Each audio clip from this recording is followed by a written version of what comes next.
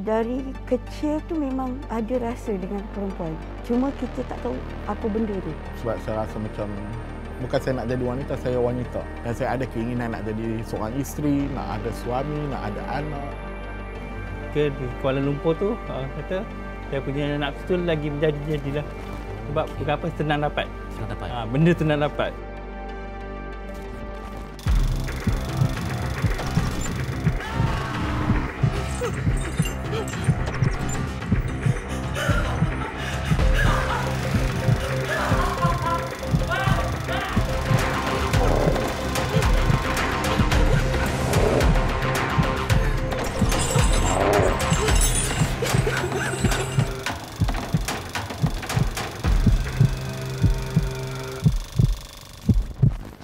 Baik, Natasha, macam mana Natasha melihat perjalanan spiritual dan rohani setelah diuji dengan ialah perasaan yang cintakan insan sejenis? Very tough. Sebenarnya agak memang dia punya kesukaran tu memang tak tercapai di akal. Orang kata tu untuk sampai ke tahap ni dia Allah akan uji bermacam-macam cara. And like macam memang kena very strong. Kalau kita kena sentiasa berhusnuzan dalam macam dalam Al-Quran kata aku sebagaimana yang hamba aku fikirkan.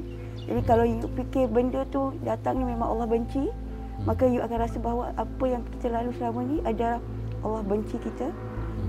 Allah akan sentiasa menenggelamkan kita lah.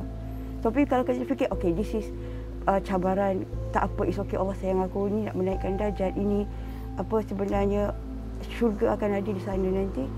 So kita akan sentiasa sabar. Kalau you tak boleh positif, memang tak akan, you cannot go through another level dalam hidup ni. Buat masa ni memang belum pernah berkahwin ya? Tidak pernah berfikir untuk kahwin pun. Okey, maksudnya sejak bila kalau ikutkan terjebak, terlibat ataupun bermula dengan apa? Dinodai ke atau buat macam mana?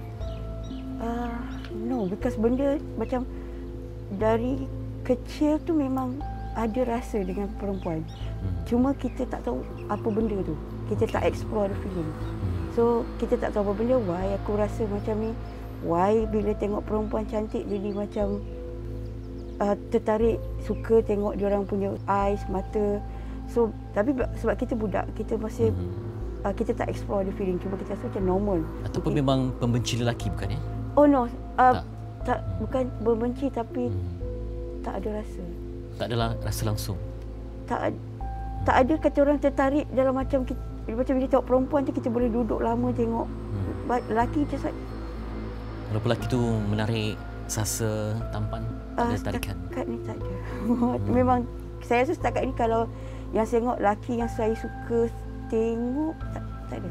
Baik, Natasha, kalau ikutkan, pernah tak zaman bercinta kan, ada perasaan kan? Jadi pernah tak merana sebab cintakan seseorang ataupun cinta ditolak?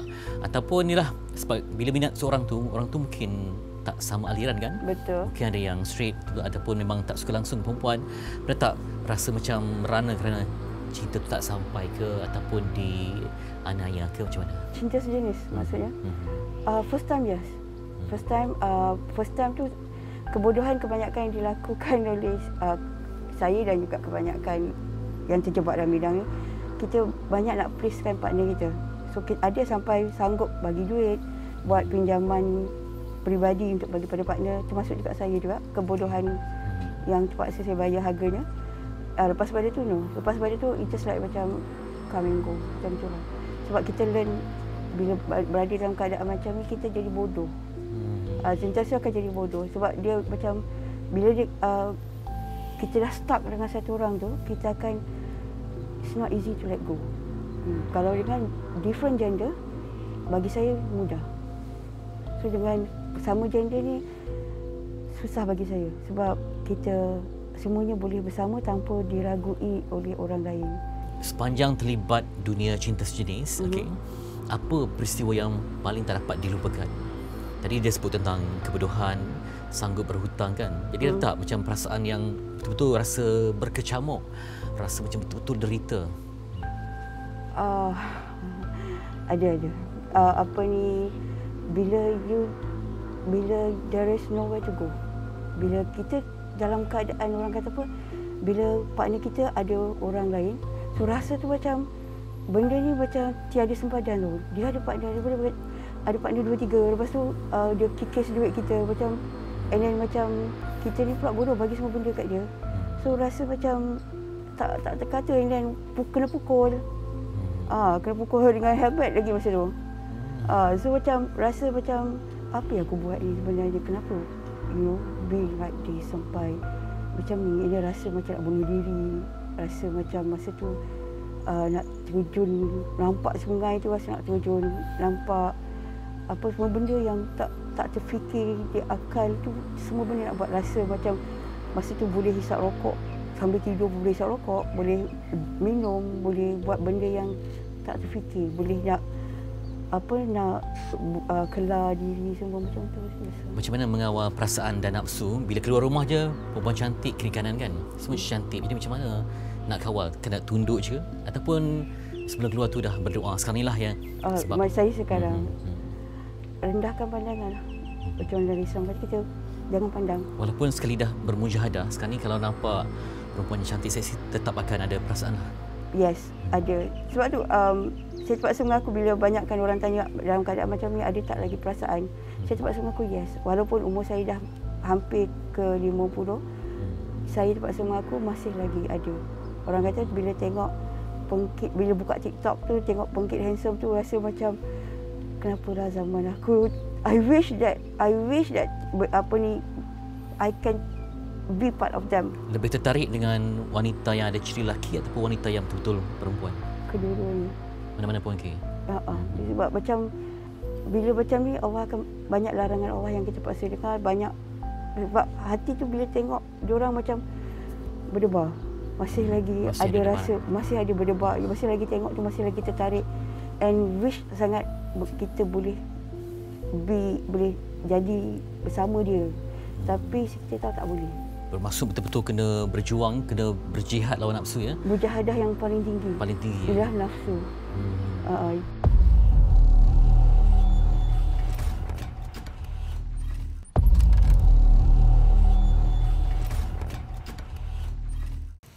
Bagaimana saudara boleh terlibat dengan komuniti hijrah ni dalam program-program yang berciri agama? Saya terpanggil untuk mencari salah satu program yang tu pertama kali dibuat di Melaka, di bawah Hakim lah.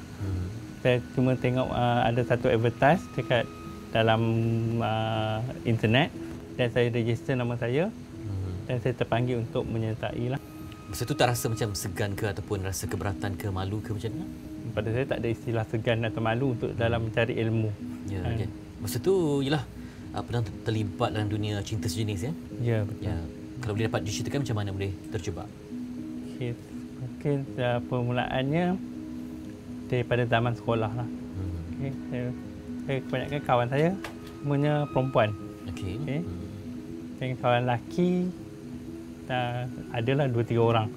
Tapi yang jenis macam saya lah, yang jenis yang lembut. Pada dulu orang tak panggil gay, orang panggil sotong orang lembut lah.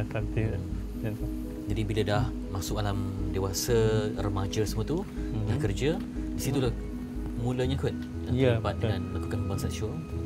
Bila dah lepas SPM dan saya berhijrah ke satu pulau untuk bekerja, dan dari sanalah permulaan minat tu datang. Sebab bukan sebab apa? Sebab mendapat imbuhan. Saya rasa benda tu bila saya buat macam dapat imbuhan, dan saya rasa diri saya macam dihargai orang. Padahal orang tu mungkin gunakan anda untuk puaskan nafsu. Ya, betul. Okay. Jadi tak pernah terlibat dengan perasaan melampaui cinta yang mendalam, tak pernah? Pernah. Pernah juga? Ya. Sekarang dia hanya seksual je, tak ada bercinta. Ya. Macam anda? Ya, saya ada bercinta. Jadi apa, mungkin di situ ada berlaku apa-apa ke, tragedi ke ataupun penyiksaan ke macam mana? Pada saya tak ada penyiksaan. Kan? Sebab orang kata orang bercinta dan cinta saya tu pun tak lama. Sebab kebanyakan saya punya pasangan tu bukan orang Malaysia, orang luar. Jadi bila orang punya kontak kata kat Malaysia ni 2 tahun, dan kami punya hubungan tu dalam masa 2 tahun. Dan bila dia dah balik sana, dan hubungan tu macam putus. Jadi tengah-tengah sibuk dengan cinta, dengan kenikmatan nafsu ni, macam mana terfikir untuk datang ke bahagian program agama dan majlis ilmu? Permulaannya saya kerja di sebuah pulau dan saya berpindah ke Kuala Lumpur. Di Kuala Lumpur tu orang kata saya punya nafsu tu lagi menjadi-jadilah. Sebab berapa senang dapat. Senang dapat. Benda senang dapat. Mungkin waktu tu pun saya masih muda. Tarikan tu orang kata banyak. Kan? Saya menyambung pelajaran dalam bidang hotel management dan saya dapat tawaran kerja di Pulau Pinang. Dan saya datang ke Pulau Pinang dan ada satu kejadian yang memberi saya satu suntikan, macam petikan untuk saya berubah. Apa dapat dikongsikan? Kena satu malam tu saya terjaga dan saya rasa macam badan saya jadi macam gatal-gatal. Dan saya ingatkan cuma kena gigit semut ke atau nyamuk. Tapi dia makin lama makin melarat. Dan bila saya cek doktor kata cuma kayap. Dan bila dia bagi ubat semua dan kayap tu pulih. Dan after few months saya demam panas lebih kurang 1 minggu dimasukkan ke hospital. Dan dari sana salah seorang doktor pakar suggestkan saya untuk membuat HIV test because daripada behavior saya dia kata saya perlu lakukan HIV test. Dan saya setuju untuk melakukan HIV test. Sebab selama ni memang saya tak saya dah tahu dah penyakit tu tapi saya just ignore. Dan sebab daripada saya pemikiran saya orang lain saya tengok main lagi ramai daripada saya. Kan? Okay. Dan bila dah dapat buat HIV test tu, keputusan yang saya dapat memang mengejutkan saya. Saya adalah salah seorang positif HIV. Maksudnya ketika dulu aktif dengan hubungan seks, anda terlupa dengan perlindungan ke macam mana? Ya. Sekarang ni masih dalam tempoh rawatan? Ya, memang. Sudah lebih kurang 15 tahun dalam tempoh rawatan. Dah 15 tahun? Ya. Mungkin kerana rawatan yang teratur jadi bertambah sihat. Ya.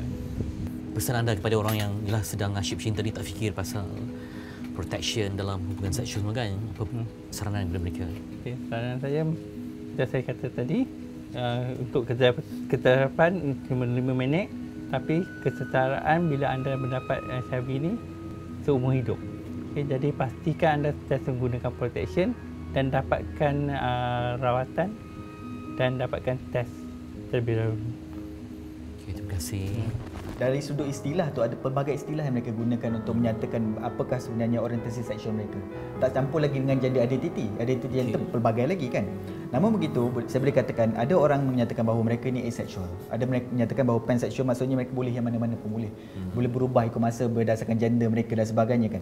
Jadi itu memang ada. Dalam dunia kita memang ada individu-individu yang tidak ada keinginan seksual, asexual. Tidak ada keinginan seksual langsung.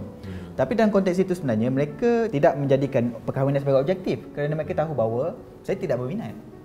Jadi mereka tidak ada benda yang mereka perlu sorokkan. Jadi dalam konteks asexual saya boleh katakan bahawa mereka ini bukannya orang-orang yang ke arah itu, melainkan mereka merasakan bahawa mereka perlu berubah. Kan?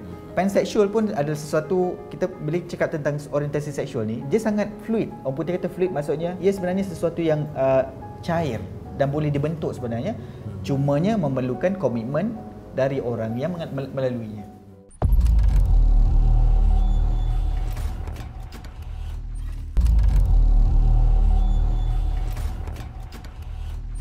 Baik, untuk program Mukhayyam JAKIM ni kita fokus untuk membimbing kumpulan-kumpulan ataupun komuniti-komuniti hijrah daripada golongan lesbian, gay, bisexual dan transgender, yang mana mereka ini dikumpulkan, kemudian kita berikan ilmu-ilmu berkaitan dengan fardu ain, kemudian kita berkongsi motivasi dan juga kita memberikan input-input berkaitan dengan penjagaan kesihatan, termasuk juga kita mendidik mereka untuk menghadapi stigma masyarakat di luar, yang mana mereka ini kadang-kadang bila selepas program Mukhayyam mereka akan bertemu dengan masyarakat.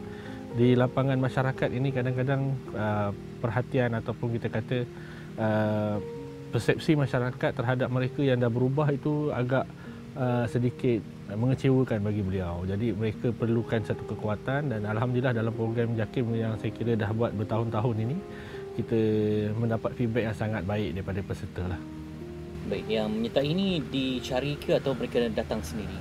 Baik, pertama kali peringkat awal JAKIM memang kita mencari peserta untuk kita kumpulkan. Jadi kita pergi outreach ke lapangan, kita pergi ke lorong, kita bertemu dengan mereka secara sukarela.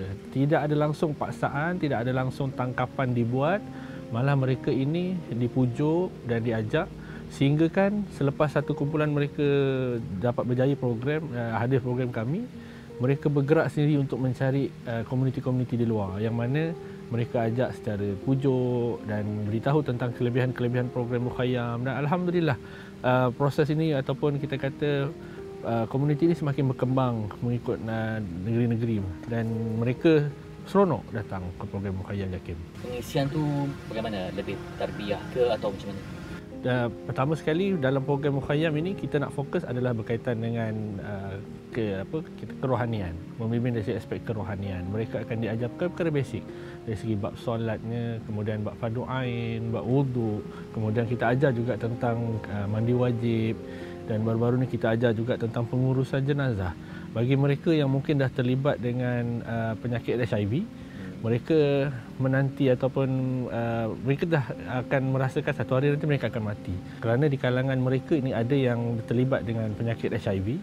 Jadi komuniti mereka juga akan membantu menguruskan jenazah sahabat-sahabat mereka. Jadi alhamdulillah mereka rasa seronok, dan dalam program-program yang kita buat secara bermodul, yang mana kita ada modul khas daripada JAKIM, kita lancarkan pada tahun ini dipanggil modul lesbian dan gay. Modul hijrah diri lesbian dan gay, dan kita akan sebarkan ke seluruh dunia, ke seluruh Malaysia untuk supaya ramai lagi menggunakan modul ini insya-Allah. Daus, biasalah kalau saya tanya dengan ramai orang, kalau yang nak berubah ni kena mujahadah, berjuang habis-habisan tentang nafsu. Jadi kemudian juga kena, tapi dalam perjuangan tu ada kesepian lah, tak semua orang nak. Kadang-kadang kita nak dekat kawan pun ada yang berpatah balik. Hari ini dia mungkin menangis kerana hidayah, esok lusa dia mungkin drag balik kan. Jadi macam mana nak kuat?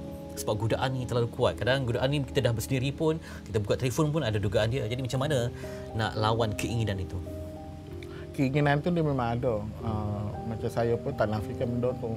Sebab kita macam saya diuji dengan nafsu yang terbalik. Kan kalau saya melakukan maknanya saya ingkar.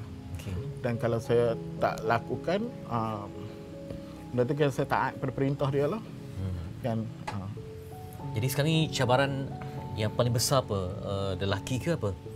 Pernah tak ditipu ke, dikhianati oleh lelaki yang anda betul minat ke? Tak pernah lah. Tak pernah? Tak pernah. Jadi anda pakai wanita ni hanya untuk kepuasan jiwa? Ya, sebab saya rasa macam saya nak jadi seorang wanita. Bukan saya nak jadi wanita, saya wanita. Rasa terperangkap ke macam mana? Ada. Tak. Saya rasa memang saya wanita. Daripada kecil memang saya dah suka main anak patung. Kalau main macam masak-masak tu, saya nak jadi mak.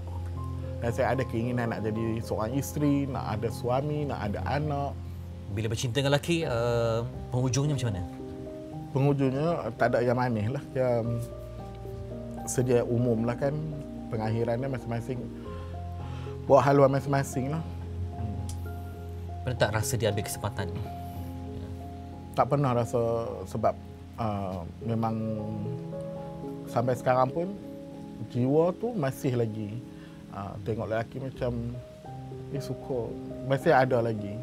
Sebab nak kata saya cuba buka untuk perempuan, untuk menyukai perempuan, tapi dia tak boleh Paksa. Dia tak boleh lebih daripada dia, cuma boleh sekadar anggap kawan. Macam nak sampai nak ke next level, nak couple, cuba buka tapi tak boleh sebab dulu ada seorang pakcik tu dia kata hang tutup hati hang untuk perempuan. Okey, tak apa, saya cuba buka untuk menerima, cuba berkawan, kenal kan, tapi memang kita tak boleh. Baik, bila dah jumpa ketenangan tadi kan dengan agama, jadi rasa macam terselamat tak daripada kegelapan sebelum ni? Sebab walaupun masih lagi berjuang, tak sepenuhnya kita dah berubah, tapi ada nampak cahaya tu. Nak kata terselamat tu, saya pun tak berani jamin lah kan. Sebab kita pun ada kisah-kisah silam kita. Cuma rasa bertuah lah. Masih sayang pada saya. Bagi sekurang-kurangnya mak tu bahagia sebelum dia tutup mata. Kan? Di sana ni banyak memang masih bekerja. Ni kan saya ada menganjurkan program lah dekat tempat yang saya mengaji tu. bersama dengan ustaz yang mengajar saya tu, saya menganjurkan lebih kurang macam camp ilmiah jugalah untuk komuniti, lebih kepada geba dengan transgender lah. Kita bagi buka peluang untuk mereka merasai suasana kehidupan di dalam pondok kan. لا يكلف الله نفسا إلا وسعها لها ما كسبت وعليها ما اكتسبت ربنا لا تؤاخذنا إن نسينا أو أخطأنا ربنا ولا تحمل علينا إصرا كما حملته على الذين من قبلنا ربنا ولا تحملنا ما لا طاقة لنا به واعف عنا واغفر لنا وارحمنا أنت مولانا فانصرنا على القوم الكافرين. Kalau kita tengok kita semualah satu benda itu berat mungkin sebab kita pertama tak kena tekniknya. Dan kalau kita tengok Nabi hijrah pun kan, Nabi boleh hijrah seorang sebab kekuatan keberanian Nabi itu boleh. Tetapi Nabi ajar kita bahawa untuk buat U-turn, untuk buat satu gerak kerja, apatah lagi nak jadi baik yang memasukkan kita dalam syurga, kawan itu penting. Maka sebab itulah sebenarnya kalau kita rasa bahawa kita dalam keadaan lost, maka carilah kawan. Carilah kawan yang baik. Pergi tempat baik, cari kawan baik. Ya? Jangan cari tempat tak baik, jangan pergi tempat baik dengan harap cari kawan baik. Nabi pun sebut, kalau tidak masakan Nabi menyebutnya, Al-mar'u ala dini khalilih. Manusia ikut agama siapa orang dekat dengan dia. Jadi, pastikan kita dekat dengan orang yang baik, sebenar, yang kalau kita bercerita masalah, dia memang boleh membantu kita dan dia akan menutup keaiban kita. Ini banyak membantu insya-Allah.